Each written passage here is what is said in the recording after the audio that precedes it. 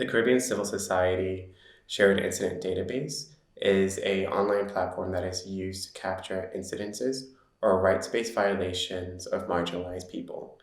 Marginalized people within the Caribbean include men who have sex with men, the LGBTQI community, sex workers, intravenous drug users, migrants, people who are living with HIV, and people who are victims of gender-based violence. There are several organizations across the region that are collecting similar data from different perspectives. The shared incident database, because it's used by so many organizations, cleanly separates organizations' users and data.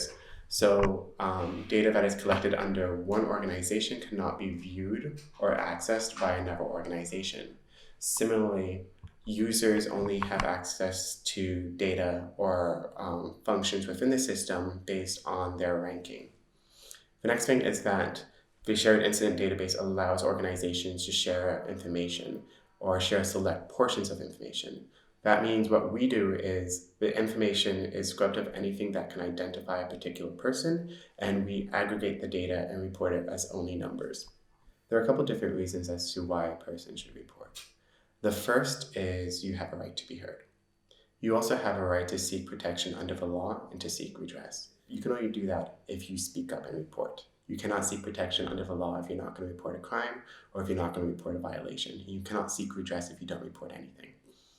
The second thing is that reporting can also be the start of a healing process. By speaking out about what has happened to you can allow you to start healing. It can also allow other people to identify the resources that you need in order to move on and live a more productive life. The next thing is that there's a duty that we have to our society. By reporting acts of violence that happen to us, we can help reduce the likelihood of that act ever happening again to somebody else. The last thing that I would kind of like to mention about why we should report is that reporting is essential for monitoring of human rights violations within the region. Currently, the government collects data from police officers and from other sources, which they would use to compile to rank the state of human rights within Grenada. What we know, though, is that marginalized people who experience marginalization often do not report violations to their rights to law enforcement, so the number can be way off. What the shared incident database allows is for civil society who are working with key population or marginalized communities to collect that data and offer a different narrative that may contradict the narrative that the government is promoting. So there are many different examples of situations that you can report. One example is if you have been evicted from your house by a landlord or thrown out by a family member for simply being gay or being a sex worker or being part of a marginalized community, that is a situation you should report. If you have been a victim of domestic violence from a partner or from a family member, that is another example that you should report. If you have experienced street harassment, such as being called a faggot or a bully man, you should report that.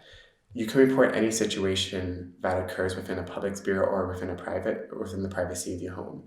If you are experiencing discrimination within a school setting or you're forced to leave school because you belong to a marginalized community, you should report it. To report, you can simply call GrenCHAP at 435-0585, or you can email us at grenchap@gmail.com and we will set up an appointment with you.